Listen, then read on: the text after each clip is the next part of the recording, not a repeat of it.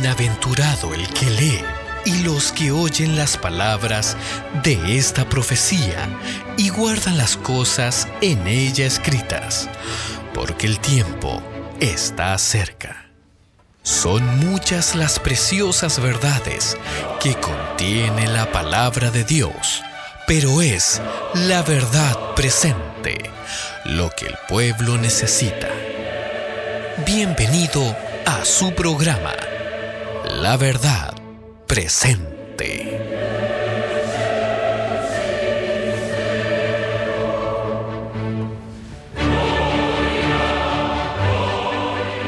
El día de hoy vamos a hablar de un tema de vital importancia para la vida de todo cristiano, sobre todo de todo cristiano que ya ha entregado su vida a Jesús, pero también aplica para todos los que aún no han entregado su vida a Jesús, para que conozcan justamente qué es lo que enseña la Biblia. Tenemos un texto clave, vamos a ir nuevamente a este texto clave. Se encuentra en Primera de Juan, capítulo 3, versículo 6. Les quiero recordar que este tema es el cuarto tema de una serie que hemos estado dando cada vez que he estado presentando la palabra de Dios este año. ¿Ok? Por lo tanto, aquellos que no han escuchado las otras partes, las pueden escuchar en un canal, ¿cierto?, de YouTube, que se llama Colorion TV. Ahí pueden repasar los otros tres temas. En este tema, ¿cierto?, que he titulado esta serie Recibiendo su Palabra. Y hemos hablado de la potencia de la palabra del Señor en la experiencia de mi vida, de sus vidas y de la iglesia. Y el día de hoy quiero hablarles del tema fundamental de la Escritura. Y podría decirse que es el centro de toda la Escritura, de la experiencia cristiana, que tiene que ver con permanecer en la palabra. Este fenómeno del cual les quiero hablar hoy día, lo titulo como fenómeno. ¿Por qué? Porque muchas veces los eruditos del mundo, los que saben más, los teólogos, expertos, no logran entenderlo. La única palabra que existe para esto es un milagro. Y cuando la palabra nos expresa que es un milagro, es que se recibe por fe, se acepta por medio de la fe y se experimenta por fe. Porque no es que yo se lo voy a explicar a usted el día de hoy. Si usted simplemente me escucha, usted no lo va a entender. El Espíritu Santo es el que debe revelárselo a su corazón por medio de la Escritura, para que sea palabra de Dios y no mi palabra. Para eso vamos a revisar este texto. Le voy a dar una leída rápida. Dice así, Primero de Juan, capítulo 3, versículo 6. Todo aquel que permanece en él no peca. Todo aquel que peca no le ha visto ni le ha conocido. Fuerte esta palabra que acabamos de leer, pero la Escritura nos expande este texto. Tenemos que irlo profundizando para poder entender qué es lo que nos quiere decir la Escritura. Dice, todo aquel que permanece en él no peca, y todo aquel que peca no le ha visto ni le ha conocido. Pero aquí dice la palabra clave, permanece en él.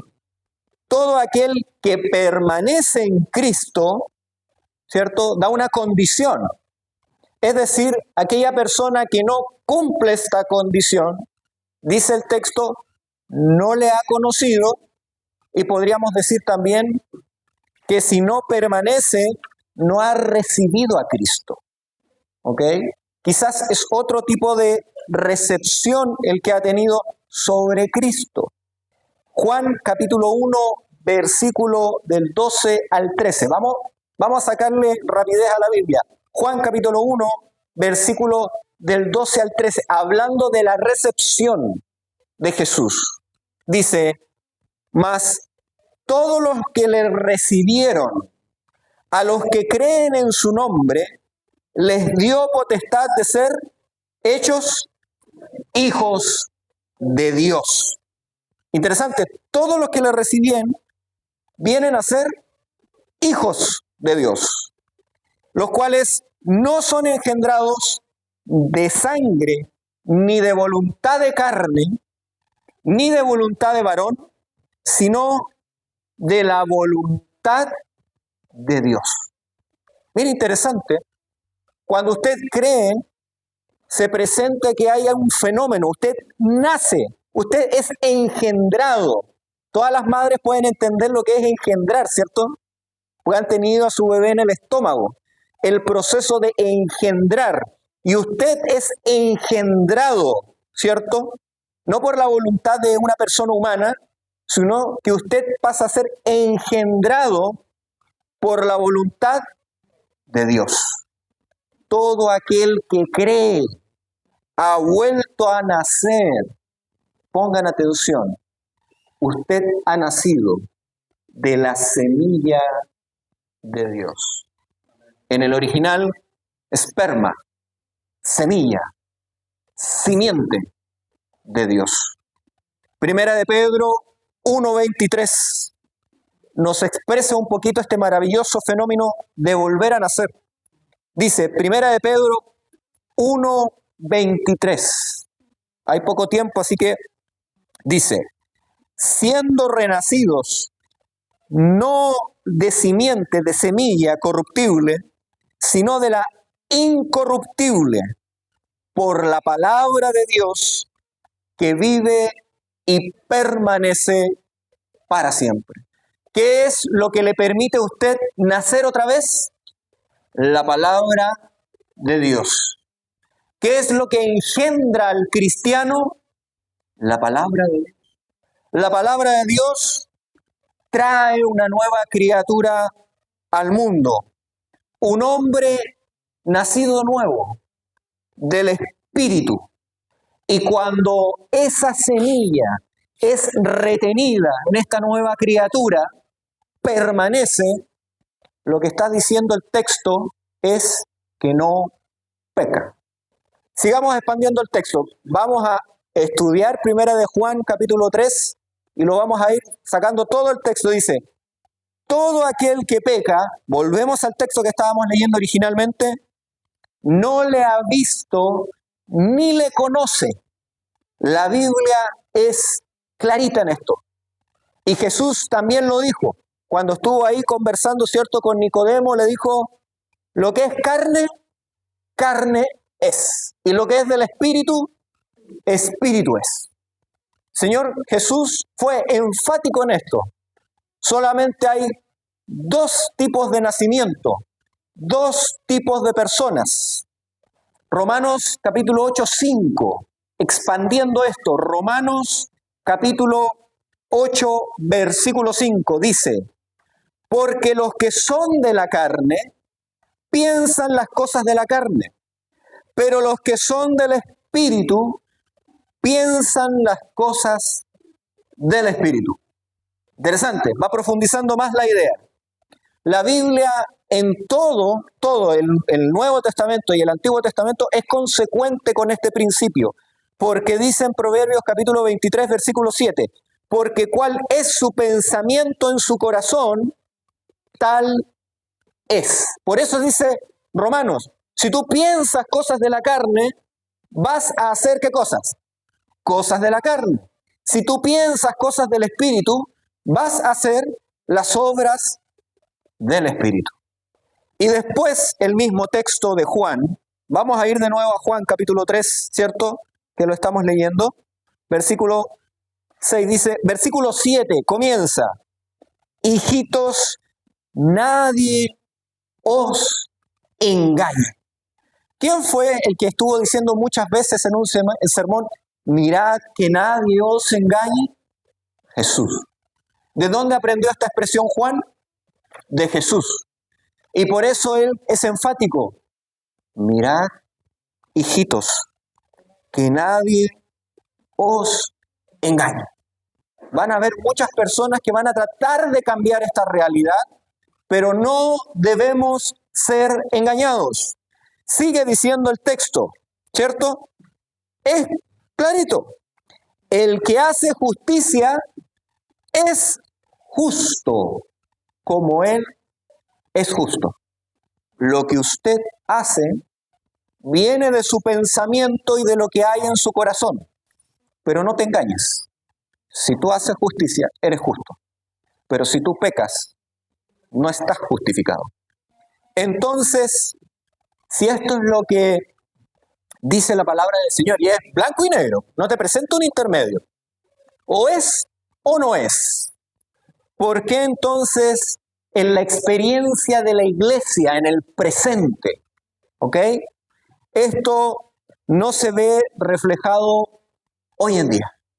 ¿Por qué pareciera de que esto que está en el texto es tan lejano a nuestra experiencia personal? ¿Cierto? Vamos a profundizar lo que está diciendo Juan. Vamos ahora al versículo 8. El que practica el pecado, ¿quién es su señor? ¿Quién es su maestro? El diablo. El que practica el pecado es del diablo, porque el diablo peca desde el principio. Para esto apareció el Hijo de Dios. Miren, ¿para qué vino Jesús al mundo? Para deshacer, destruir las obras del diablo. Este es el propósito de Jesús, que este texto se cumpla en la realidad de la iglesia. Deshacer las obras del diablo. Y según el texto, ¿cuáles son las obras del diablo? El pecado. Juan lo dijo de otra forma también.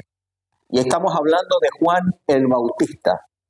Cuando vio a Jesús, dice que la inspiración, porque él era profeta, la inspiración descendió sobre él y él utilizó unas palabras 3 veces. He aquí el Cordero de Dios que quita el pecado del mundo. Algo que podían entender todos los israelitas, porque ellos estaban conectados con la realidad del santuario. Ellos entendían lo que era ofrecer un cordero y sabían que cuando ellos ofrecían al cordero, ¿qué tomaba el cordero sobre sí? El pecado. Y lo cargaba ¿hasta dónde? Hasta el sacrificio. Y su sangre llevaba el sacrificio ¿hasta dónde? Hasta el santuario. El pecado era quitado de ellos y transferido al santuario. Mis queridos hermanos, el término que utilizó Juan, recuerden que son ideas hebreas, pero que están escritas en griego. No se cabeceen mucho con eso. Quitar es expiar, es levantar, es cargar. Y Jesús cargó la cruz, los pecados del mundo entero. ¿No le permitiremos entonces a Jesús que quite nuestros pecados? ¿No dejaremos que nuestros pecados se vayan de nuestra vida y que se cumpla la realidad del texto? ¿Han pensado lo que es retener un pecado y no querer que ese pecado se vaya de su vida? El costo que tiene para usted, si usted quiere mirar el costo de retener un pecado, que el Cordero no cargue su pecado. Mire a la cruz. En la cruz, Dios hizo juicio contra el pecado. Cristo padeció todo lo que va a padecer aquel que retenga sus pecados. Que aquel que no quiera confesar sus pecados en el Cordero. En la experiencia del cristiano solo puede haber 2 señores.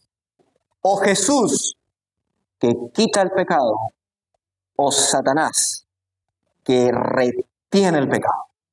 En la casa no puede haber 2 señores. No sé si usted ha visto el conflicto que hay en un hogar cuando hay 2 señoras. Dos mujeres que tienen el don de ahí de mandar. ¿Qué pasa en la casa? ¿Qué pasa en el hogar? ¿Es un hogar de paz o es un hogar de guerra y conflicto? En la casa de su corazón no puede haber dos señores. Si no hay guerra interna en el corazón, conflicto. Sigamos leyendo. Nos quedamos en el 9, ¿cierto? 8, ¿cierto? Sigamos con el 9. Todo aquel que es nacido de Dios, que cree en Él, no practica el pecado, porque la simiente de Dios permanece en Él. La palabra de Dios, la esperma de Dios permanece en Él y no puede pecar, no le deja pecar, porque el Señor de ese corazón, ¿quién es? Cristo, su Espíritu, no le deja quieto, levanta a su conciencia. Cuando usted peca, su conciencia lo acusa, y su conciencia no es el Espíritu Santo, pero es la herramienta que el Espíritu Santo utiliza para hablar a su corazón. Todo aquel que es nacido de Dios no practica el pecado. Muchas veces, los teólogos se dan vuelta con el practicar, no. Habla del que hace pecado continuamente. Eso es practicar el pecado. Pero el texto, cuando usted lo entiende por sí solo, el texto dice, no produce pecado, no comete pecado, no sigue en el pecado, no hace pecado, practica pecado. El texto es completo, porque la simiente de Dios permanece en él y no puede pecar porque es nacido de Dios. Aquí habla de una experiencia que a usted no le permite pecar.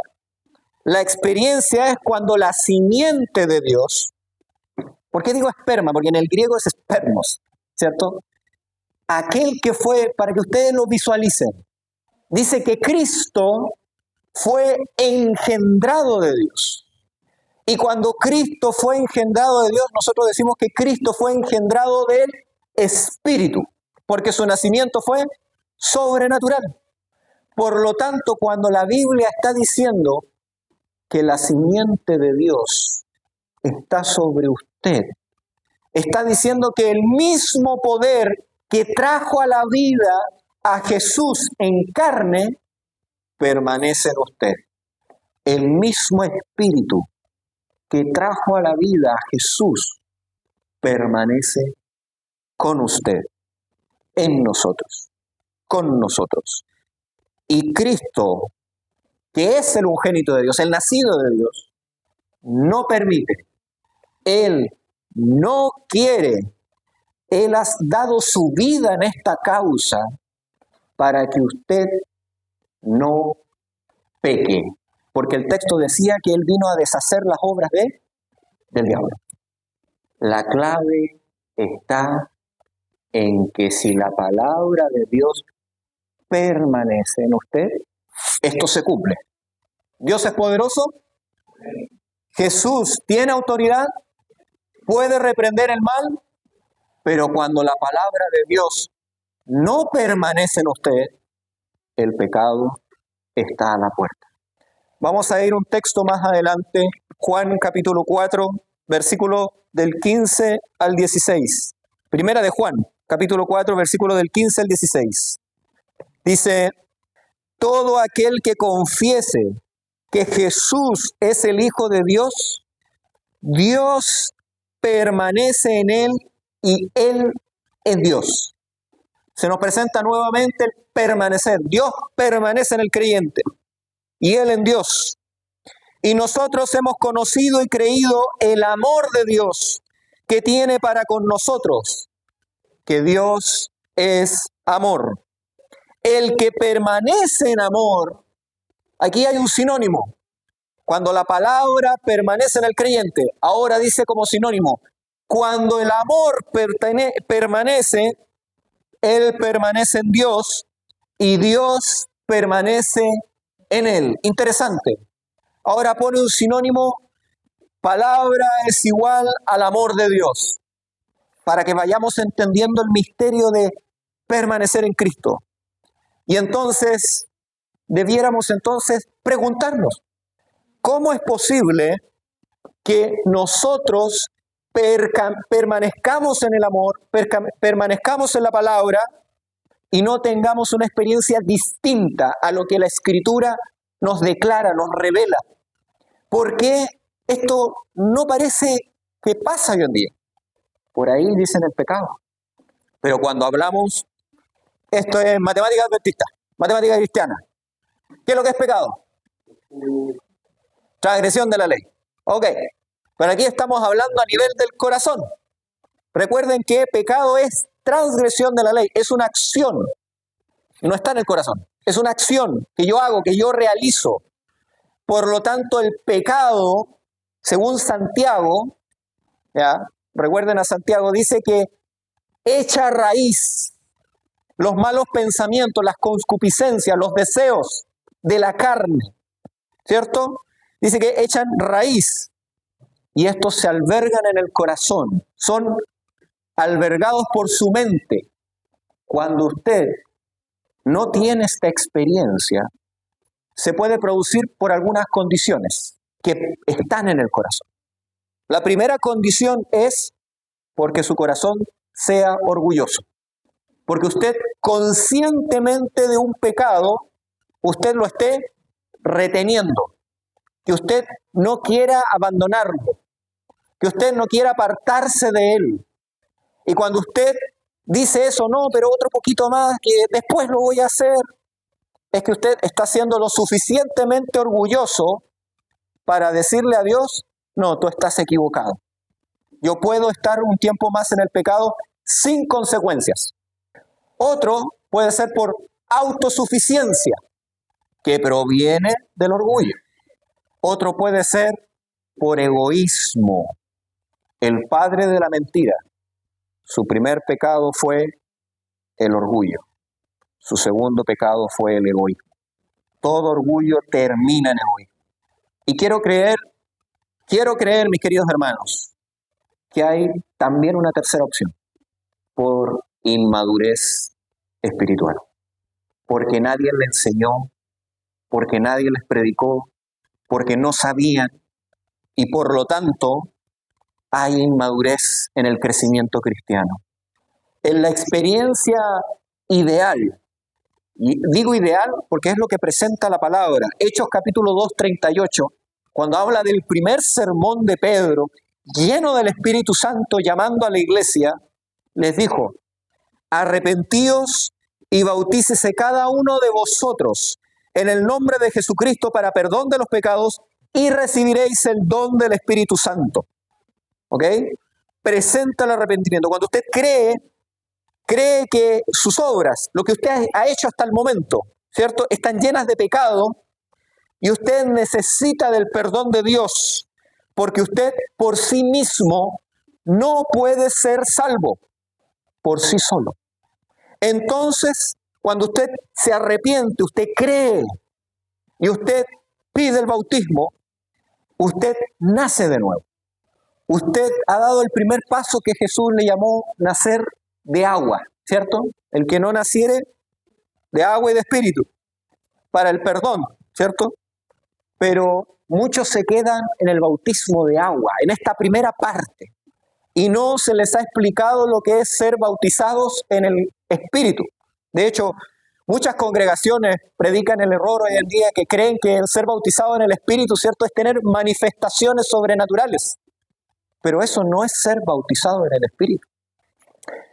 La Escritura nos presenta a un tipo de persona que fue bautizada en agua, pero no ha entendido el bautismo en el Espíritu. Vamos a sacarlo de la Escritura misma. Vamos a ir a Efesios capítulo 4 para que el apóstol nos explique esta experiencia incompleta. Efesios capítulo 4, versículo 14. Gracias por ponerlo ahí en pantalla, ¿cierto? Dice, para que ya no seamos niños fluctuantes. ¿Qué es lo que es un niño fluctuante? Para acá, para allá, ¿cierto? Pero les llama niños, llevados por doquier, por todo viento de doctrina. ¿Ah? Es decir, que podemos ser engañados por algunos conceptos. ¿Recuerdan lo que dijo Juan? Mirad que no os engañen, ¿cierto? También podemos, además de vientos de doctrina, por estratagemas, por planes del enemigo, ¿cierto? Estratagemas de hombres para engañar, que emplean con astucia las artimañas del error.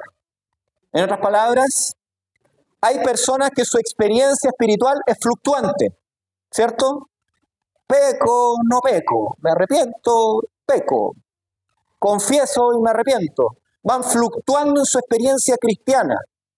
La Biblia dice que son como niños. Y entonces esta experiencia como niños dice que se produce porque quizás están errados, les predicaron un evangelio del error, o en su defecto ya hay un plan del enemigo por capturarlo a través de la tentación, ¿cierto? Del error, de la mentira.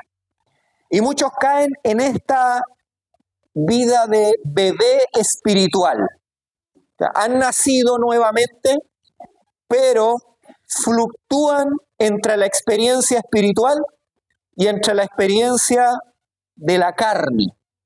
Mis queridos hermanos, debemos ser consecuentes en este aspecto. Cuando uno es niño, cuando el niño es bebé, ¿sabe caminar? No sabe caminar. Los recién ingresados a la iglesia van a caer, van a caer. Es normal. Y la Biblia es clara. Abogado tenemos para con Dios. En otra parte de la Escritura dice, acérquense al trono de la gracia para encontrar socorro. Pero cuando ya llevamos 10, 20, 30 años y todavía fluctuamos, hay problemas. Hay problemas. Si un niño no crece, ¿a quién lo llevamos? Al médico. Porque hay problemas, ¿cierto? Hay algo ahí en la nutrición del niño que no está llegando y que el niño no está creciendo. Lo normal es que la simiente de Dios, el bebé de Dios, vaya creciendo lentamente hasta llegar a ¿qué cosa? Vamos a ver lo que nos dice la Escritura. Vamos a volver a Efesios. Efesios tiene la respuesta. Dice, vamos a leer un poquito atrás, Efesios 4, del 12 en adelante, la experiencia completa. A fin de perfeccionar a los santos para la obra del ministerio. ¿Ya? Quiere perfeccionarlo, quiere que crezcamos para la edificación del cuerpo de Cristo, hasta que todos lleguemos a la unidad de la fe y del conocimiento del Hijo de Dios, un varón perfecto, a la medida de la plenitud de Cristo. ¿Cuál es la estatura a la cual debemos crecer? A la estatura de Cristo. El crecimiento normal de un cristiano es ser un bebé espiritual que fluctúa entre la carne y el espíritu, pero luego que él ha entendido lo que es nacer en el espíritu, va creciendo y creciendo en la gracia hasta que cuando lleguen sus últimos días, cuando vengan las canas, él debiera estar a la estatura ¿de quién? De Cristo. Robusto, maduro en la fe. Pero estamos viendo que en la realidad de la iglesia pasan los años y no crecimos, no crecemos, ¿cierto? Pablo explicó y dio la receta para salir de ese círculo vicioso de no crecer, de no permanecer en la palabra. Él explica y desarrolla un poco la idea de la carne y el espíritu para que lo entendamos. Vamos a ir a Romanos capítulo 7, versículos del 18 al 24, ¿ok? Para que vean de que esto lo explica claramente la Escritura. Dice, yo sé que en mí, Romanos capítulo 7, versículo 18, yo sé que en mí, esto es, en mi carne, no mora el bien, porque el querer el bien está en mí, pero no el hacerlo. Hay una contradicción, porque no hago el bien que quiero, sino el mal que no quiero, eso hago. Y si hago lo que no quiero, ya no lo hago yo. Ojo, aquí muchas veces Pablo se confunde con Pablo al leerlo. Dice, ¿cómo es que no lo hace usted? Es como si hubiera otro al control. Eso es verdad. hay otro que roba su voluntad, que esclaviza su voluntad, que esclaviza su mente, su corazón. Dice, no lo hago yo, sino el pecado que mora en mí. Usted le ha dado su voluntad al pecado.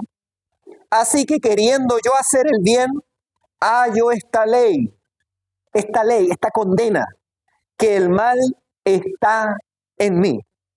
Porque según el hombre interior, en lo más profundo de mi ser, de mi mente, en mi conciencia, me deleito en la ley de Dios.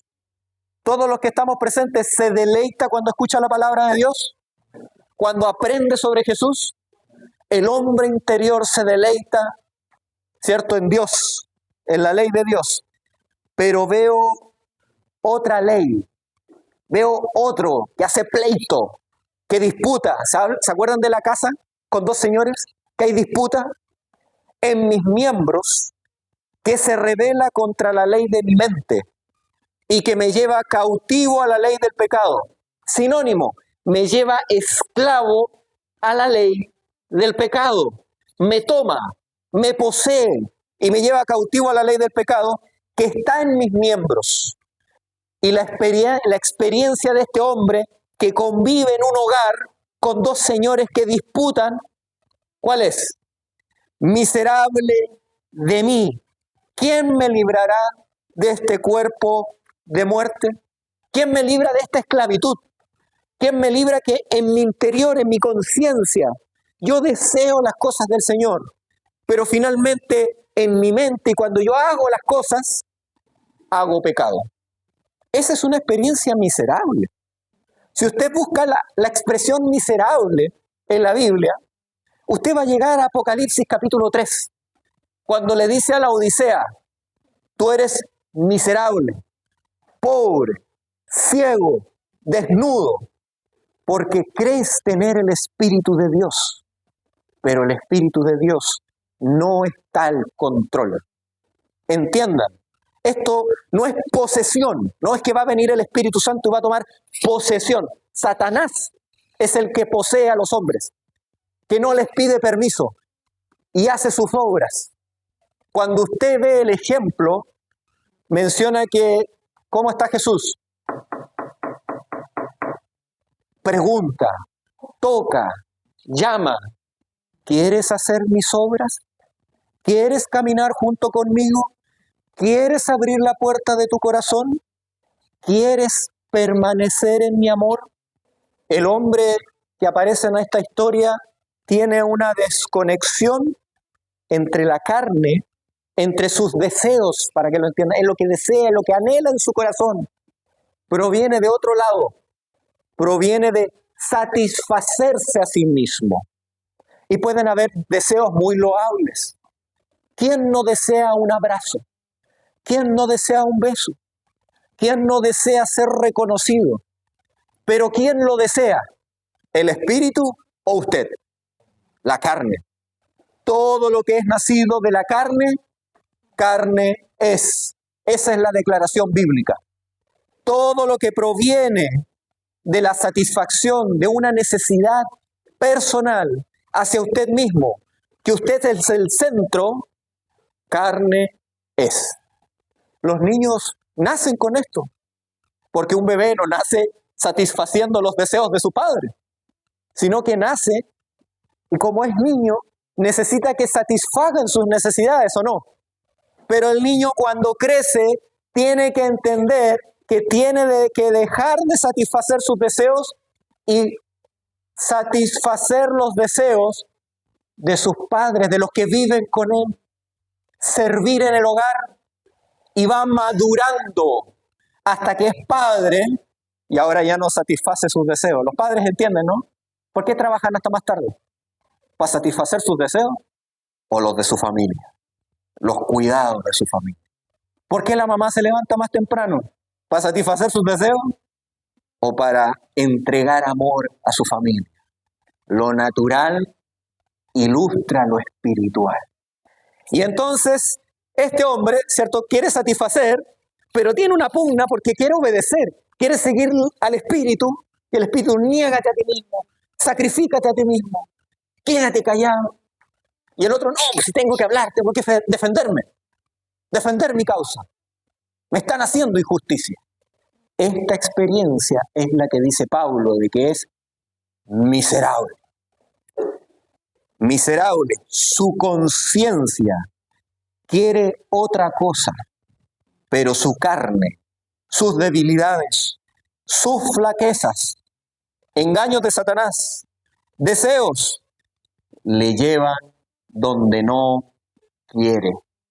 Mis queridos hermanos, un hombre espiritual no es un hombre carnal, que es llevado por sus deseos.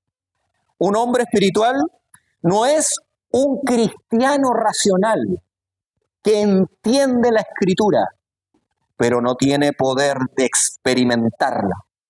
Eso también es carnal.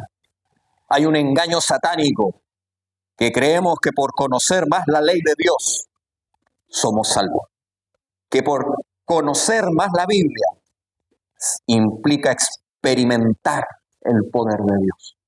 Teólogos se van a perder. Conociendo la palabra de Dios, no experimentaron la esperma divina.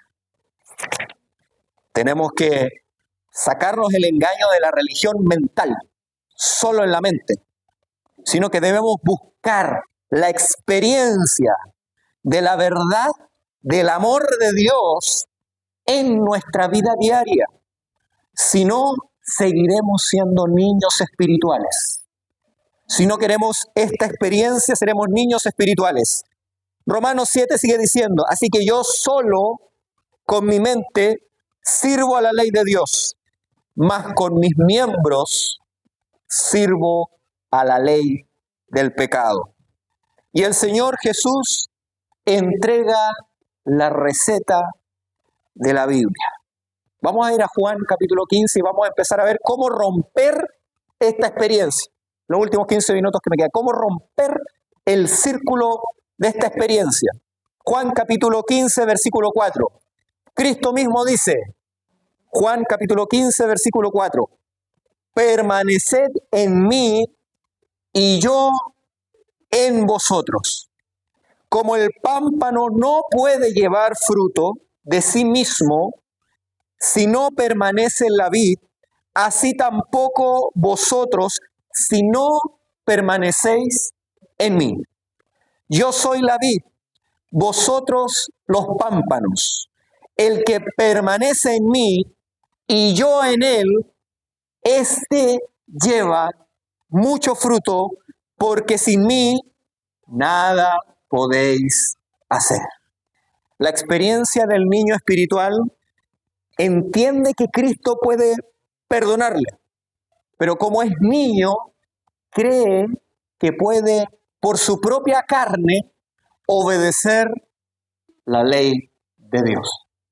Y eso es un imposible, porque no está luchando por permanecer, sino que está luchando por agradar a Dios. Y no se pueden las dos cosas. La fe lo lleva a Jesús. Este hermano aún confía en sí mismo para desarrollarse, para crecer, para tener los frutos del Espíritu. Versículo 6. Si alguno no permanece en mí, y tengo que decirlo, si alguno no permanece en mí, será echado fuera como pámpano y se secará. Y los recogen y los echan en el fuego y arden. Por eso es tan importante que tenemos que aprender a permanecer en Cristo. No sirve que usted diga guardar la ley de Dios, como los fariseos, pero su experiencia no esté el amor de Dios por su prójimo y por Dios. Nadie que permanece en Cristo, así como el pámpano, nadie que está unido a la savia, estará sin dar fruto, sin vencer el pecado en su vida. ¿Y cuál es el fruto del Espíritu? Porque muchos evaluamos el fruto por las acciones externas. ¿Cuál es el fruto del Espíritu? Gozo, paz, amor, paciencia, benignidad, bondad, fe, mansedumbre, templanza. Efesios 4:15, antes hablando la verdad en amor, crezcamos en todas las cosas en aquel que es la cabeza, creciendo en Cristo, en amor. Si no hay amor, como metal, ¿cierto? Que resuena en un platillo. Hace ruido, pero no hay vida. Quien guarda sus mandamientos, dice, si guardan mis mandamientos, permaneceréis en mi amor. Juan capítulo 15, versículo 10. ¿Cómo vamos a romper estas cadenas? Cristo nos dice, permaneced en mí, permaneced en mí, permaneced en mí. Pero algunos todavía como que retienen, quieren crecer sin Cristo. Algunos se han conformado, y eso es lo peor de esta experiencia, cuando ya llevamos años y ya no hay victoria como hubo al principio de nuestra vida, decimos, no, pero sí, Cristo me entiende y así vamos a llegar al cielo. El texto no dice eso. Se engañan y se conforman.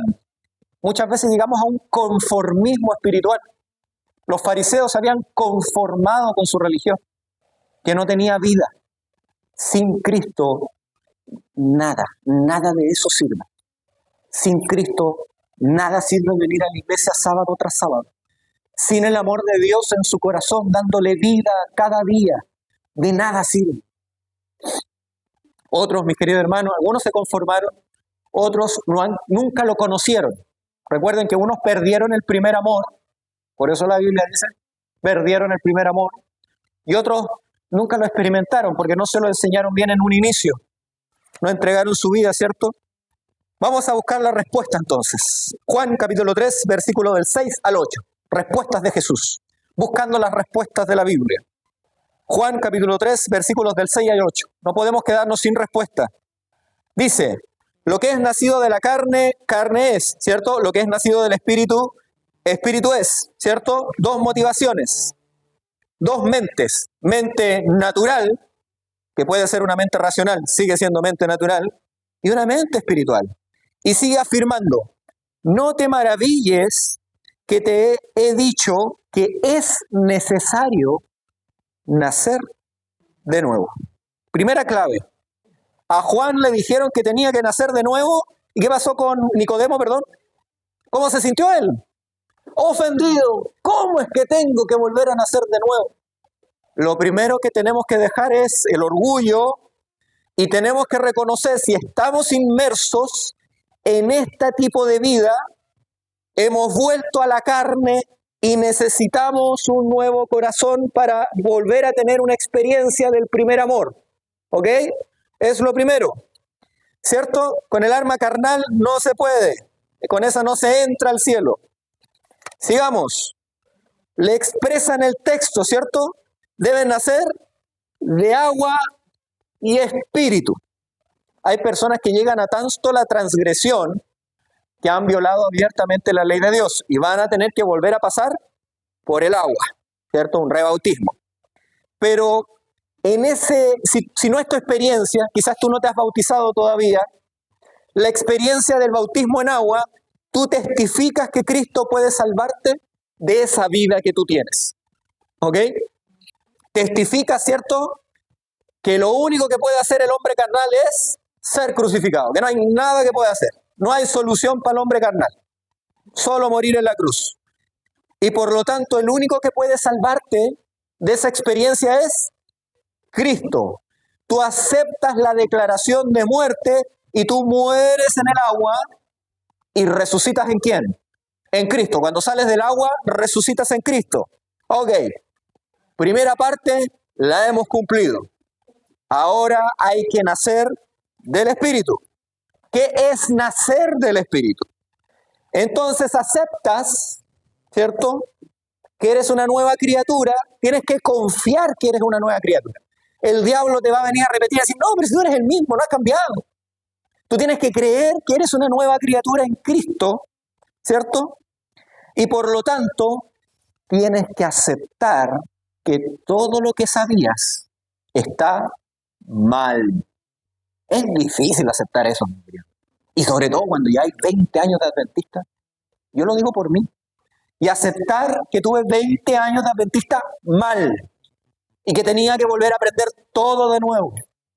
Porque en la vida espiritual, el orden de los factores sí altera el producto.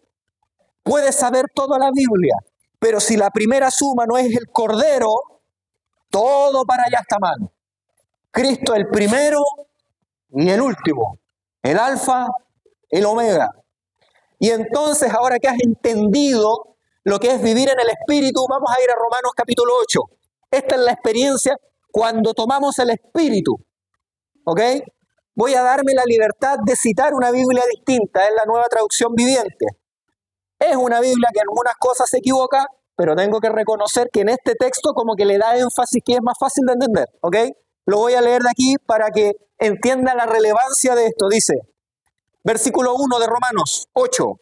Por tanto, ya no hay condenación para los que pertenecen a Cristo Jesús. Y porque usted permanece en Él, el poder del Espíritu que da vida, los ha libertado del poder del pecado que lleva a la muerte. La ley de Moisés no podía salvarnos porque nuestra naturaleza carnal es débil. Así que Dios hizo lo que la ley no podía hacer. Él envió a su propio Hijo en un cuerpo como el que tiene usted y el que tengo yo, pecadores.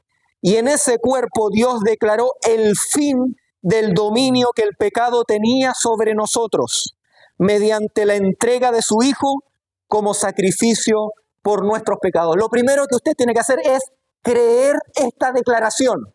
Usted se va a ver al espejo y decir, yo no veo nada distinto, pero usted tiene que agarrarse a esta declaración. El Señor declaró en el cielo el fin del poder de la carne. Y usted dice, yo lo agarro, yo lo creo por fe. El pecado no tiene dominio sobre mi vida. Y lo tiene que repetir fuerte y confiar en Cristo. Sigamos leyendo. Lo hizo para que se cumpliera totalmente la exigencia justa de la ley a favor de nosotros, que ya no seguimos a nuestra naturaleza carnal, sino que ahora seguimos al Espíritu.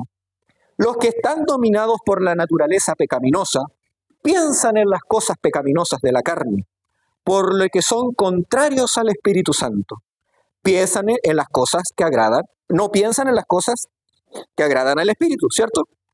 Pero los que son guiados y controlados por el Espíritu piensan en las cosas que agradan al Espíritu. Por lo tanto, deben permitir que la naturaleza pecaminosa, por lo tanto, permitir que la naturaleza pecaminosa les controle la mente los llevará a la muerte, pero permitir que el Espíritu controle la mente les llevará a la vida y a la paz. Tiene que ver con el control. Miren, es importante esto. Pues la naturaleza pecaminosa es enemiga de Dios siempre. Nunca obedece las leyes de Dios y jamás lo hará. Por eso, los que todavía viven bajo el dominio de la naturaleza pecaminosa nunca podrán agradar a Dios. Pero ustedes no están dominados por su naturaleza pecaminosa. Son controlados por el Espíritu de Dios. Vive en ustedes. Si alguno no tiene al Espíritu de Cristo, no pertenece a Él. Al maligno no le gusta. Y si Cristo vive en ustedes, entonces, aunque el cuerpo morirá por causa del pecado, el Espíritu les dará vida, porque ustedes ya fueron declarados justos a los ojos de Dios. ¿Qué fuimos declarados? ¿Hay ansiedad? ¿Hay miedo? ¿O qué hay? Justos, paz, tranquilidad. En Cristo fui aceptado por el cielo.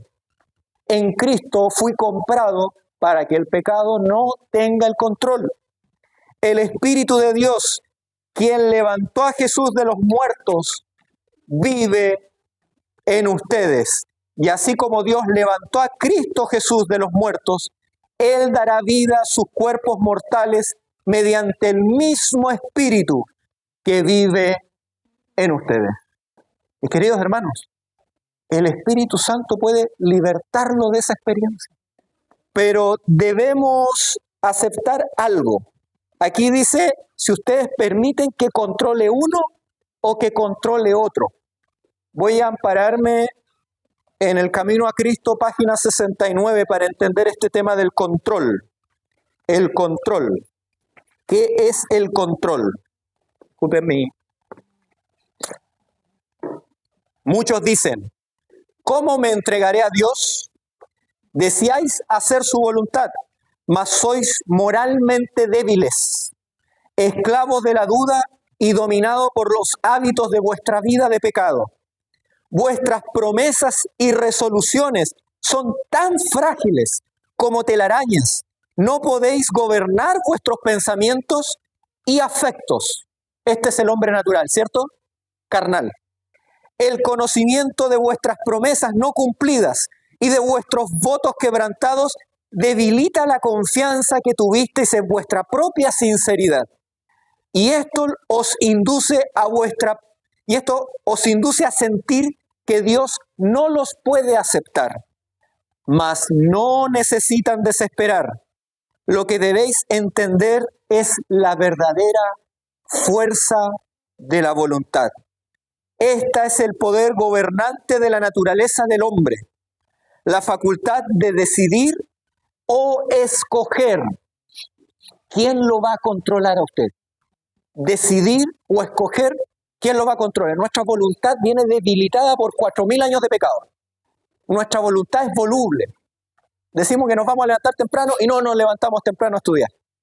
Pero usted puede escoger a quién usted le va a entregar su voluntad. Este es el poder gobernante en la naturaleza del hombre, la facultad de decidir y de escoger. Todo depende de la correcta acción de la voluntad. Dios dio a los hombres el poder de elegir. A ellos les toca ejercerlos. No podéis cambiar vuestro corazón, ni dar por vosotros mismos sus afectos a Dios, pero podéis escoger a quién vais a servir. Podéis darle vuestra voluntad para que obre en vosotros. ¿Quién es el que obra? ¿Yo? ¿Quién es el que obra? Jesús. ¿Quién es el que obra? Jesús. Dice, podéis escoger servirle, podéis darle vuestra voluntad para que Él obre en vosotros tanto el querer como el hacer según su voluntad. De ese modo, vuestra naturaleza estará bajo el dominio ¿de quién? Del Espíritu de Cristo. Vuestros afectos se concentrarán en Él. ¿A quién vamos a desear? A Cristo. ¿Qué es lo que vamos a querer? A Cristo. Las motivaciones del corazón cambian. Las fuentes que mueven todo el resto del ser cambian. Vuestros afectos se concentrarán en Él y vuestros pensamientos se pondrán en armonía con Él. Tenemos que estar dispuestos a sacrificar nuestros afectos naturales, nuestros afectos carnales, para que Él entregue nuevos afectos, afectos a la palabra de Dios, afecto a pasar tiempo con Él. El Señor sabía esto, que por nosotros mismos no podemos, pero cuando decidimos entregarnos, para Él nada es imposible. Él puede romper el círculo de pecado y arrepentimiento y puede traernos a una vida de victoria. Algunas veces se van a caer, sí, es necesario que se caigan, porque si el hombre tuviera completa victoria, dejaría de depender del Cordero.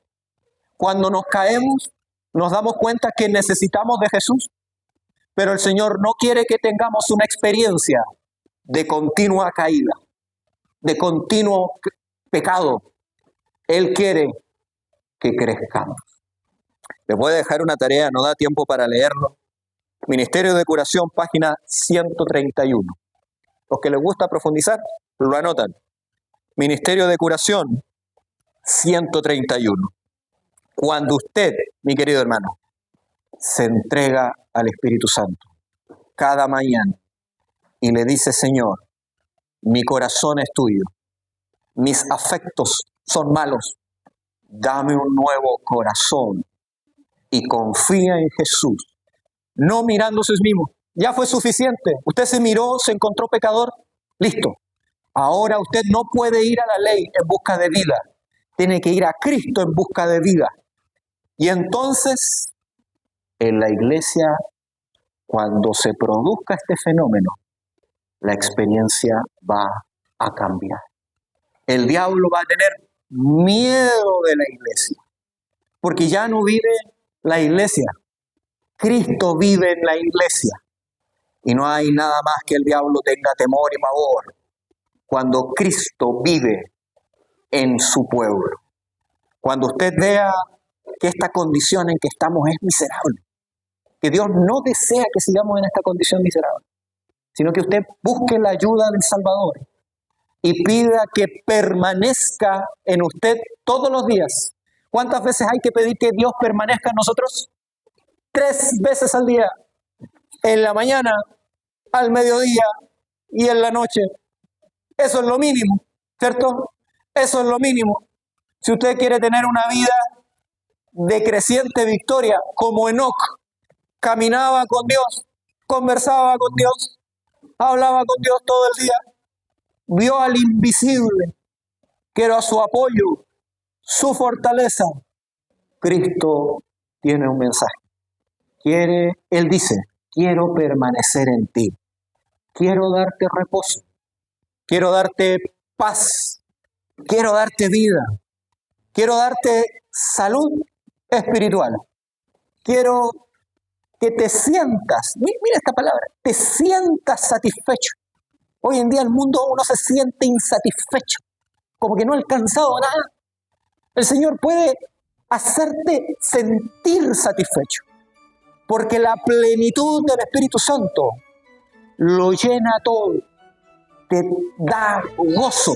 El Señor quiere que sientas gozo, no solamente que lo creas, que tu ser experimente el gozo del Espíritu Santo. Y mi pregunta esta mañana es, ¿quieres ser salvo?